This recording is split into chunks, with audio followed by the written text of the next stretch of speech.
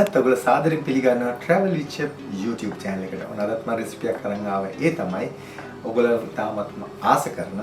ඉතින් ටිකක් සමහර අයට මේක හදාගන්න ටිකක් අමාරු තියෙන තියෙන මේ battered prawn එක. ඉතින් battered prawn එක ගොඩක් කරලා ගියන් ටිකක් වෙලා ගියන් පස්සේ මේ ටිකක් වෙලා soft වෙනවා. ඒකට ක්‍රමයකුත් එක තමයි අද මම මේ ටෙම්පුරා prawn එකක් සහ මේ battered prawn එක අද ඔයගොල්ලන්ට මම කියලා දෙන්නේ. ඉතින් මේක ගොඩක් වෙලා ටෙම්පුරා prawn එක battered prawn ගොඩාක් මේකම සමානයි. ඒ වෙනසක් නැහැ. නමුත් මම අද ඔයගොල්ලන්ට කියලා දෙන්නම් මේක හරියටම මේක ටිකක් වෙලා මේක හොඳ හයියට තියාගන්න පුළුවන් විදියට අද හදන විදිය තමයි අද ඔයගොල්ලන්ට මම කියලා දෙන්නේ. ඉතින් අපි බලමු මේ battered prawn එකට අවශ්‍ය කරන මේ අමුද්‍රව්‍ය මොනවද කියලා. ඉතින් අපිට අවශ්‍ය කරනවා මෙන්න මේ වගේ පොඩි prawns එක. ඉතින් මේ වගේ අපිට තියෙන්නේ මේක හොඳට සුද්ධ කරලා තියෙන්නේ. දැන් මේක පොතු ඇරපු එක. එතකොට මේ වගේ ලොකු ඒවට වඩා මේ පොඩි එකක් ගත්තාම සාමාන්‍ය මීඩියම් සයිස් එකක් ගත්තාම ලස්සනයි. මේක හොඳට සුද්ධ කරලා ඔක්කොම තෙත මාත්තු කරලා තියෙන්නේ. ගොඩාක් මේ වතුර ගතිය තියාගන්න එපා මේක. හේතුව වෙන්නේ මේකේ තියෙන ගොඩක් තෙත වුණොත් මේ වැඩි කරන්න අමාරු වෙනවා. ඉතින් මේ ටික අපි අවශ්‍ය ප්‍රමාණය වලට ගන්න පුළුවන්. ඊළඟට මම ළඟ තියෙනවා මෙතන ග්‍රෑම් 100ක ප්‍රමාණය corn flour. එතන ග්‍රෑම් 200ක මේ සාමාන්‍ය පාන් පිටි එක තමයි මේ තියෙන්නේ. මම මේ දෙක එකට එකතු කරනවා. ඒ එකතු කරලා ගන්නේ. ඒකෙදි මම පාවිච්චි කරනවා මෙන්න මේ වගේ ගම්මිරිස් ටිකක් සහ බේකින් පවුඩර් ටීස්පූන් එකක්. ඉතින් මම ඒක තමයි මට මූලික වශයෙන් අවශ්‍ය වෙන්නේ. ඊට පස්ව මට මේකට අවශ්‍ය වෙනවා මේ තව වෙනම corn flour ටිකක් වෙනම තියන් ඉන්නවා. මේකෙදි මම පොඩ්ඩක් සීසනින් කරගන්නවා මේකට. ඒකට මිරිස් කුඩු ටිකක් ඊළඟට ඔයාලට ගම් මිරිස් ටිකක් සහ ලුණු සල්පයක් මේකට එකතු කරන්න පුළුවන්. සහ මේක වෙනත් එක විදිහට මේක හදන්න පුළුවන්. නමුත් මම අද හදන්නේ මෙන්න මේ තාමත්ම සරල විදිහට හදාගන්න විදියක්. ඔයගොල්ලන්ගේ ගෙදරදී මේක හදාගන්න පුළුවන් විදිහට. ඉතින් අපි බලන්න ඕනේ මම මේක ඉස්සෙල්ලා අපිට කරන්න තියෙන්නේ ඉස්සෙල්ලාම මේ බැටර් එක හදාගන්න තියෙන්නේ. මතක තියාගන්න මේ බැටර් එක හදද්දී අනිවාර්යයෙන්ම ඔයගොල්ලෝ මේක සීතල තියෙන වතුර තමයි පාවිච්චි කරන්න ඕනේ. ඒකෙදි මම පාවිච්චි කරනවා සෝඩා වතුර එක තමයි මේකට පාවිච්චි ගන්න. ඒකෙන් තමයි මේකේ වැඩි ප්‍රතිඵල ගන්න පුළුවන්. ඉතින් මම මුලින්ම කරන්නේ මෙන්න මේ පිට් ටික මේ විතරේ දෙක එකට එකතු කරගන්නවා. එකතු කරලා ඊළඟට මම ගම් මිරිස් කුඩු ටිකක් මේ විතර එකතු කරගන්නවා. මම මේකට ලුණු දාන්න යන්නේ නැහැ. මොකද මේක ලුණු දැම්මොත් මේකේ තියෙන මේ අපිට බේකින් පවුඩර් දැම්මහම මේකේ තියෙන ඉෆෙක්ට් එක අඩු වෙන්න පුළුවන්. ඉතින් ඒක නිසා සීසනින් එක විතරයි මම ලුණු දාන්නේ. ඉතින් ඊළඟට මම මේ බේකින් පවුඩර් ටිකත් දැන් එකතු කරනවා. එතකොට මේකේ මම වර්ග 3ක් දැම්මා. 4ක් දාලා තියෙනවා. ඉතින් මේ ටික තමයි අපිට මූලික වශයෙන් අපිට මේ බැටර් එකට අවශ්‍ය වෙන්නේ. ඉතින් මේක මේ විදිහට කවලම් කරගත්තා. ඊළඟට සෝඩා වතුර. නිකන් සෝඩා වතුර මේක පාවිච්චි කරන්නේ. මේක සමහර සෝඩා වතුර තියෙනවා ගොඩක් වෙලාවට මේ සීනි සහිත ඒවා සීනි ගතිය නැහැ. මෙන්න මේ විදිහට මේක එකතු කරලා මේක බැටර් එකක් වගේ හදා ගන්න ඕනේ.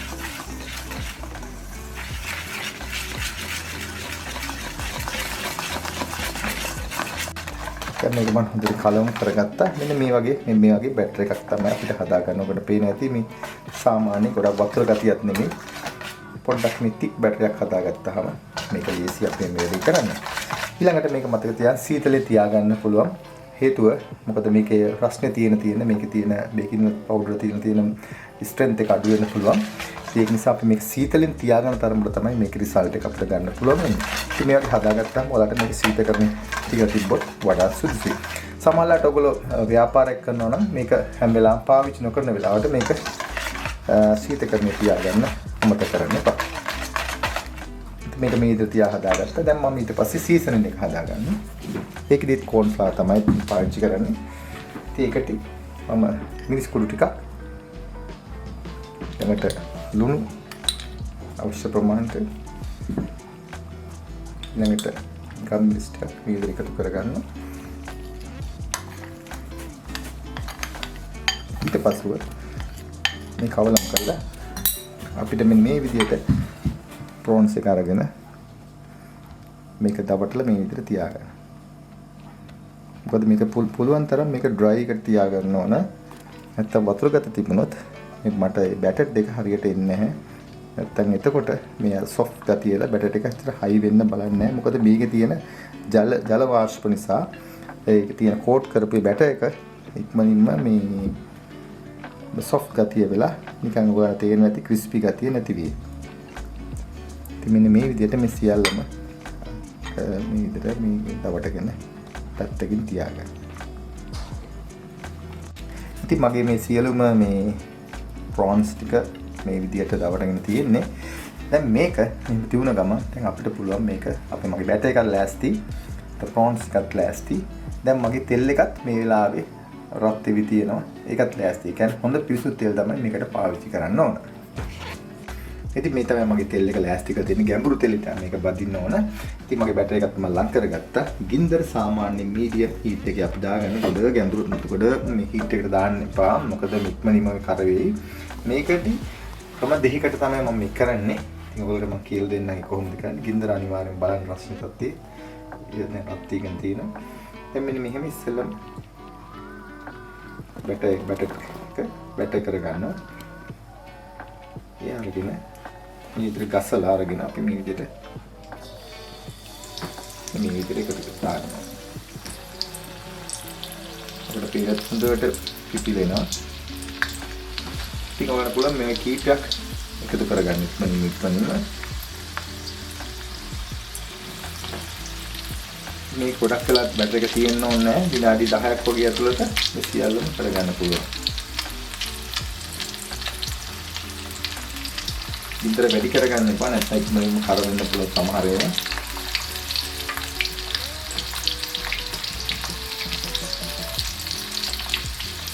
මේකේ කීපයක් අපි ඉස්සර බෙදගමු. ඉතින් මේක මෙන්න මේ විදිහට හොඳ ක්‍රිස්පි එකට නගන පේනස් බැදෙනවා. ඉතින් මේකේ මට ඇත්තටම බැදෙන්න ඕනේ මේකේ යාන්තම් පාට වෙන විතරයි. මම හේතු කියන්න ඊළඟට මේක මේ විදිහට බෙදෙන්න ඇරලා මේක ඔයගොල්ලෝ ව්‍යාපාරයක් කරනවා නම් මේක මෙන්න මේ විදිහට මේ විභාගයට බෙදලා ඔයාලා මේක අයින් කරලා ගන්න පුළුවන්. දැන් පේනවනේ බෙදලා තියෙන්නේ. මෙච්චරෙන් දැන් බෙදලා තියෙන්නේ. මේක බෙදලා තියෙන්නේ මේ වටේ යාන්තම් බෙදලා තියෙනවා.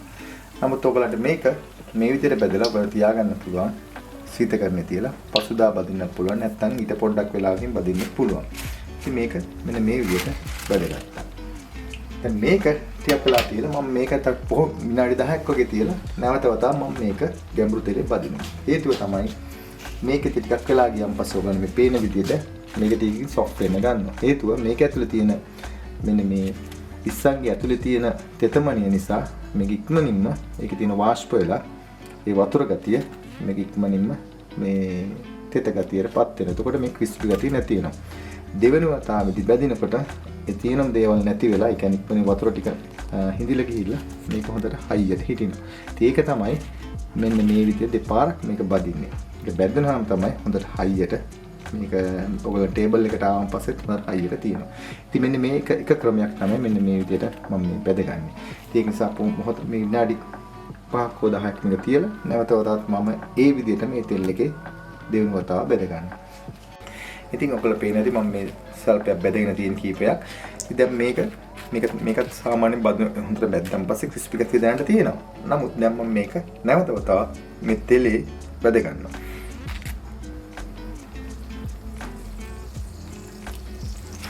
මේ විදිහට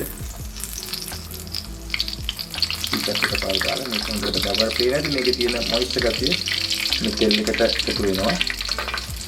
ඊට පස්සේ මේක හොඳට හයියට හිටිනවා. ඉතින් මොකද සමහර අයට තියෙනවා මුලින්ම බැද්දට බදිනවා ඊට පස්සේ තේකින් මේ සොෆ්ට් වෙලා යනවා විනාඩි 5-10ක් යනකොට.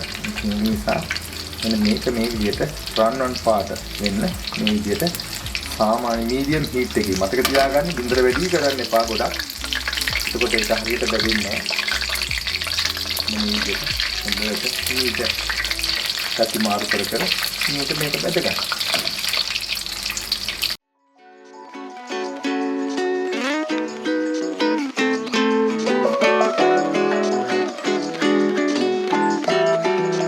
දැන් තේරෙන්නේ නැති මේ පාට දෙක දැන් වල මුලින්ම තිබුණේ මේ පාට මම වෙන පෙන්නන්න. දැන් බලන්න මේක හොඳට පාට වෙලා තියෙන්නේ.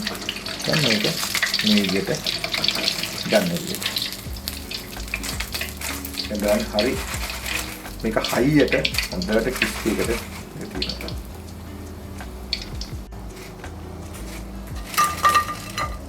ඉතින් බලන්න මේක හොඳ ක්‍රිස්පි එකට මේක තියෙන හැටි. මම ඔයාලට මේක කපලා පෙන්නන්න.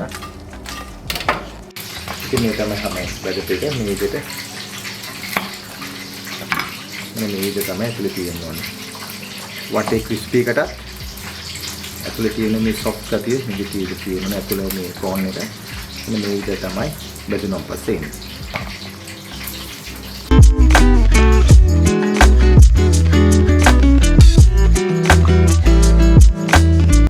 ඉතින් මේ තමයි මම හදාගත්ත බැටර් ප්‍රෝන් එක.